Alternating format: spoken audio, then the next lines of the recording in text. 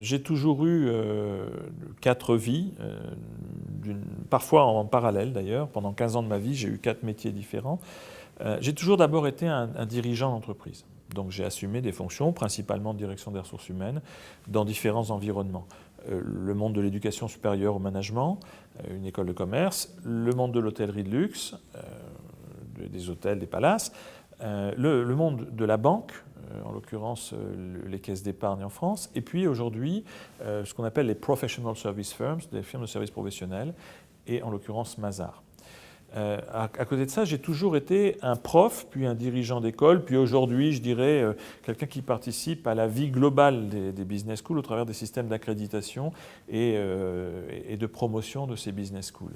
J'ai toujours été aussi un conseiller plus qu'un consultant, même si j'ai eu une activité de consultant au début de ma vie professionnelle, mais un conseiller de dirigeant. Ça a toujours été quelque chose que je faisais, soit comme une partie de mon métier, soit de manière très bénévole. Aujourd'hui, je m'occupe d'une dizaine de dirigeants en coaching parce que ça me plaît, parce que ce sont des amis, parce que ce sont des gens que je trouve d'avenir. Donc voilà. Et puis, dernier point, j'ai été un entrepreneur pendant 3 ans. Donc, j'ai créé 3 entreprises, dont la dernière qui consistait à opérer des universités d'entreprise. Et justement, donc, c'est le lien que je peux avoir avec l'organisation apprenante. Dernier point, j'ai commencé ma vie professionnelle de prof en créant la toute première chaire de l'école de commerce de Reims à l'époque, avec Promodes, avec Annick Guem et Patrick Moreau, qui étaient chez Promodes à l'époque, et qui s'appelait Oasis, Organisation apprenante et système d'innovation sociale. Donc vous voyez, l'organisation apprenante a été le sel de ma vie depuis que j'ai commencé à travailler.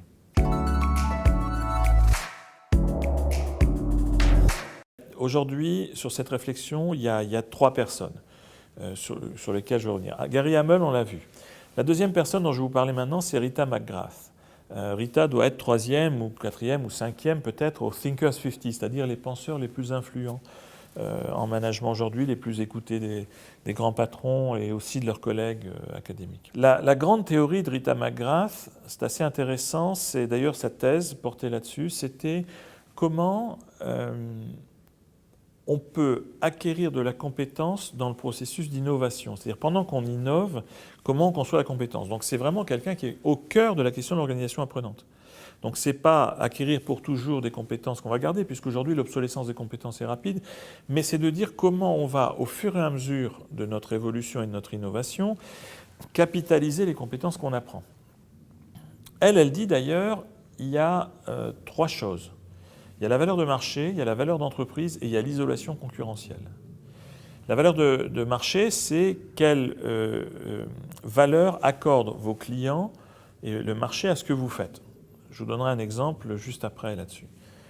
La valeur d'entreprise, c'est quel soutien apporte votre entreprise à cette démarche d'innovation et cette production de valeur pour l'extérieur.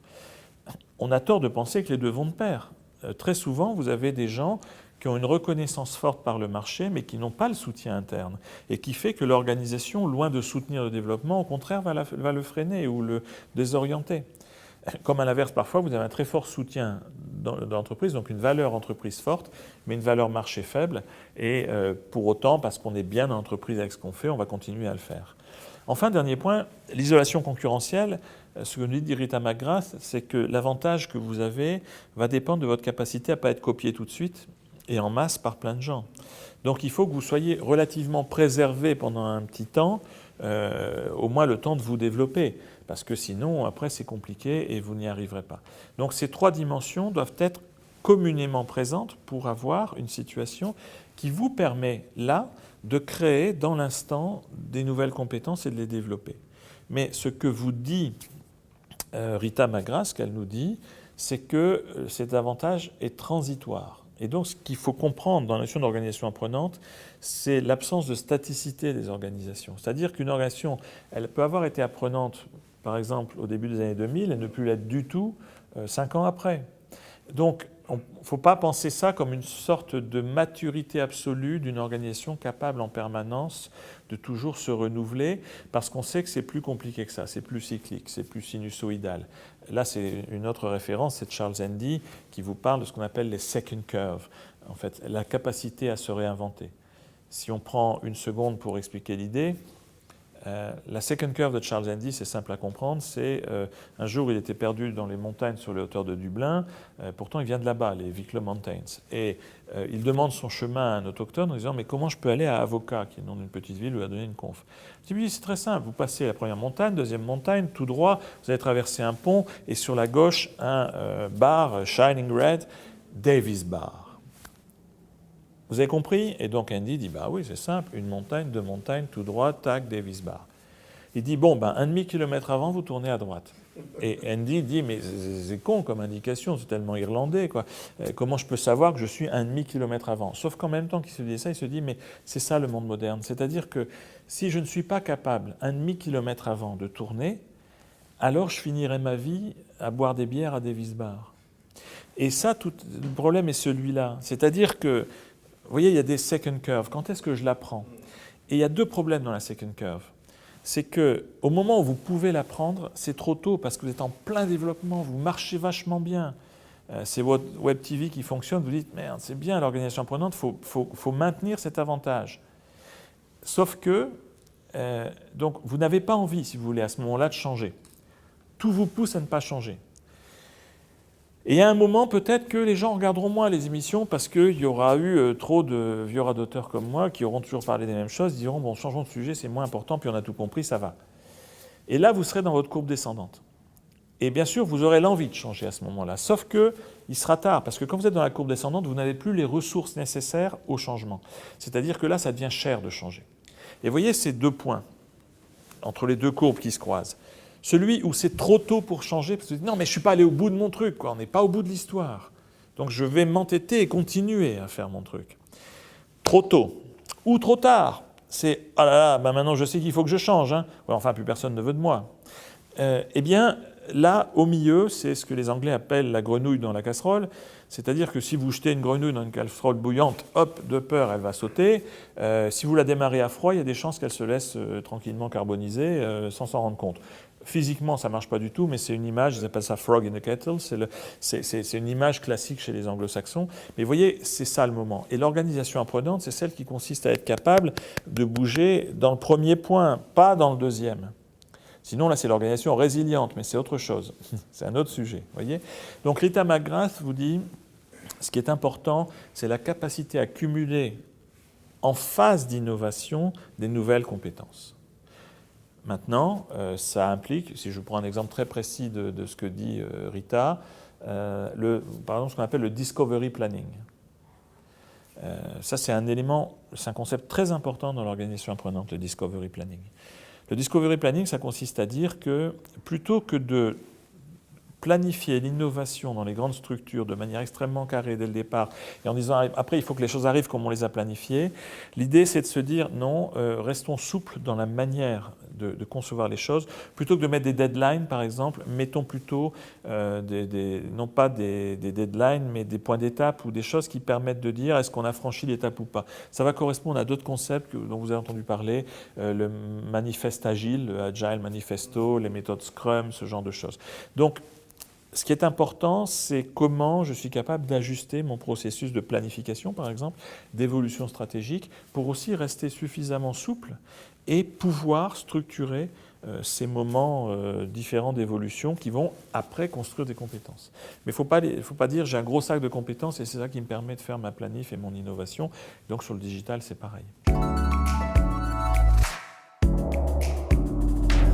Alors Fred Kaufman, d'abord, chose intéressante. Donc, Fred est un Argentin qui vit sur un bateau à Belize. Aujourd'hui, officiellement, son titre, c'est d'être vice-président et senior advisor de Google. En fait, Fred, c'est le gourou de la Silicon Valley, pour différentes raisons. Donc, il a un peu moins de 60 ans, il a 58 ans, il en fait gentiment 40. C'est quelqu'un qui a une vie très équilibrée, mais qui a commencé par être un prof de compta au MIT. Et il était en fait professeur de contrôle de gestion ou de comptabilité, accounting, Mais là, il rencontre Peter Senge.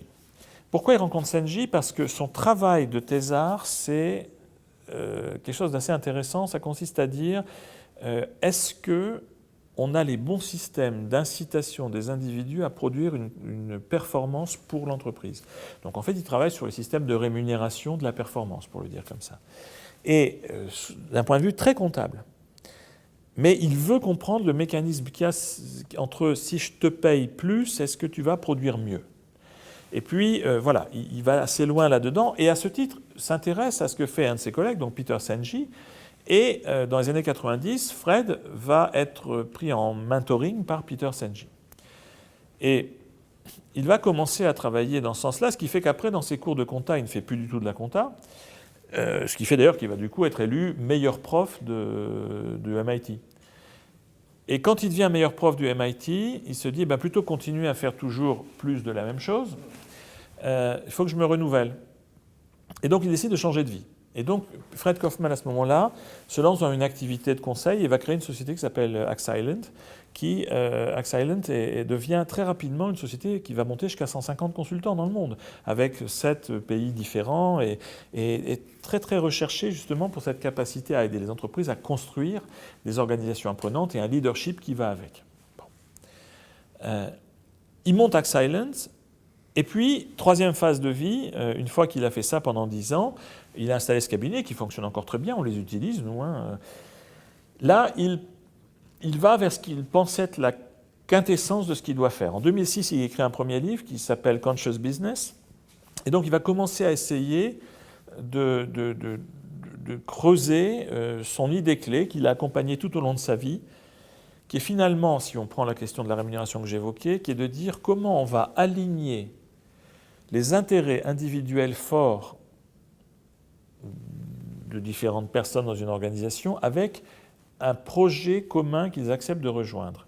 Je vais le dire autrement, c'est comment vous allez contrer des forces naturellement centrifuges de gens brillants pour les amener dans une force centripète sur quelque chose, évidemment, qu'ils ne vont pas acheter parce que Yukaidi, Yukaida, on aime bien l'entreprise, etc. Non, c'est des gens hyper sceptiques, très brillants, intelligents, avec un fort ego. Vous pensez bien que ces gens-là, vous n'attrapez pas les mouches avec du vinaigre. Donc, tout son sujet, c'est de dire comment le leadership va être capable de réunir ses volontés, ses compétences centrifuges, très brillantes, individuellement très fortes, très apprenantes, dans un projet commun, le temps de ce projet commun peut-être, et ça peut être une durée assez longue.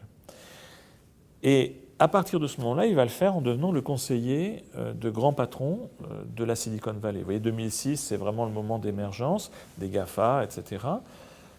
D'abord, il avait Sheryl Sandberg au MIT comme étudiante, il l'a gardée comme amie, mais il est surtout son coach. Donc Sheryl est un exemple de personne que Fred accompagne énormément. Mais au-delà de ça aussi, il va travailler beaucoup avec Reid Hoffman, le fondateur, à la fois l'un des cofondateurs de PayPal avec Peter Thiel et le fondateur de LinkedIn. Et puis Jeff Weiner, qui va venir succéder à Reid, pas directement, mais au bout de 2 ans, chez LinkedIn. Donc, c'est le gourou de la Silicon Valley. Pas le gourou indien, Hare Krishna, etc. Pas du tout, parce que ce qui est assez intéressant, c'est que Fred vous parle de choses très émotionnelles sous un angle extrêmement rationnel. Et lui, aujourd'hui, est probablement la personne la plus influente sur la réflexion des grands patrons des entreprises qui, aujourd'hui, donnent le là de ce qu'on peut faire demain en termes de management, d'organisation prenante, de développement, d'innovation.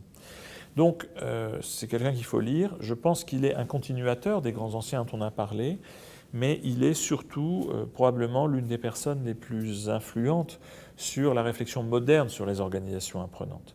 Il vient de publier son 2e livre, les 2 sont des best-sellers déjà. Son 2e livre s'appelle The Meaning Revolution, la révolution du sens. Il l'a publié en fin d'année dernière.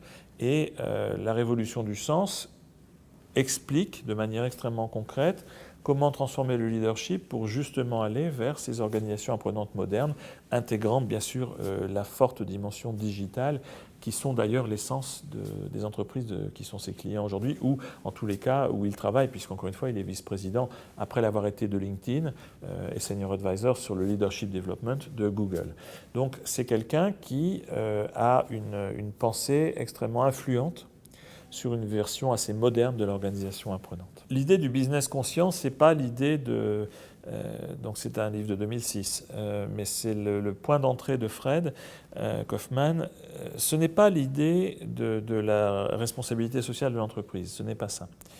Le raisonnement qu'il y a derrière Conscious Business, c'est de dire que vous devez créer cette conscience commune qui permet à une entreprise d'avoir un but.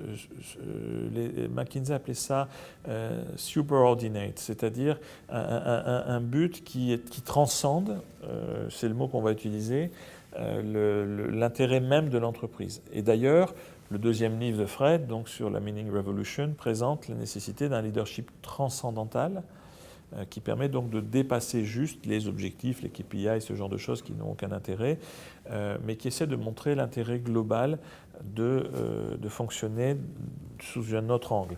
L'image classique que prend Fred, qui évidemment en tant qu'Argentin aime le foot, il aime démarrer ses séminaires en disant « je vous parie $1000 individuellement que vous ne savez pas quel est votre rôle dans votre organisation ». Il parle à des dirigeants quand même.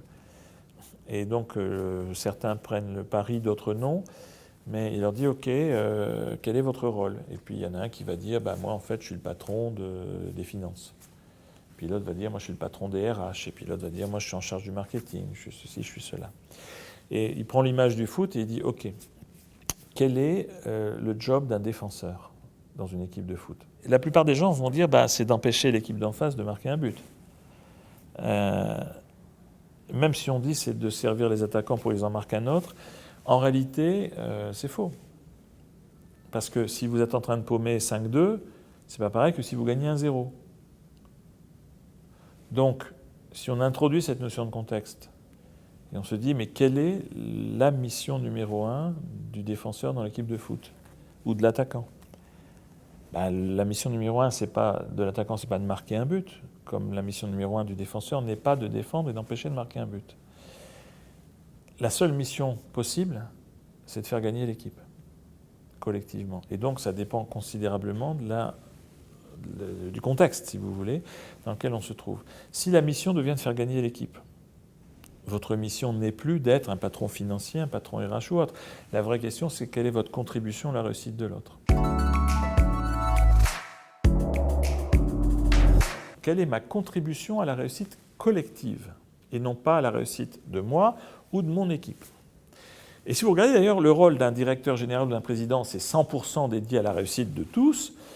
Mais si vous êtes par exemple un partenaire dans une organisation comme Mazars, c'est quelle contribution j'ai dans la réussite de l'autre partenaire. Si moi je suis RH, c'est comment j'aide le directeur financier à être meilleur dans son job, mais non pas en lui donnant des conseils dans son job, en disant « Ok, comment je peux t'aider à réussir ?» comme lui d'ailleurs va faire avec moi. Donc en fait, c'est quelle est ma part dans la réussite collective. Et ça, c'est le leadership gap. C'est-à-dire que vous pouvez être un très bon manager juste en étant préoccupé de votre réussite à vous et de votre équipe. Mais si vous ne franchissez pas le cap qui dit il y a une autre dimension encore et qui doit être croissante, c'est ma contribution à la réussite des autres, alors vous n'êtes pas en situation ni de progression managériale, mais ni d'organisation apprenante. Donc, si on veut conclure d'une manière simple, moi, à l'usage, et c'est ce que j'essaye de faire depuis 30 ans, c'est de construire des équipes qui prennent conscience qu'il faut avoir une contribution dans le réussite de l'autre, même si ça ne me regarde pas. De sorte que, quand j'en arrive là, et que j'ai une énergie collective qui fait que chacun va se préoccuper de la réussite de l'autre, alors on peut le faire de toutes les manières, on peut le complexifier comme on veut, mais là, on est dans une organisation apprenante.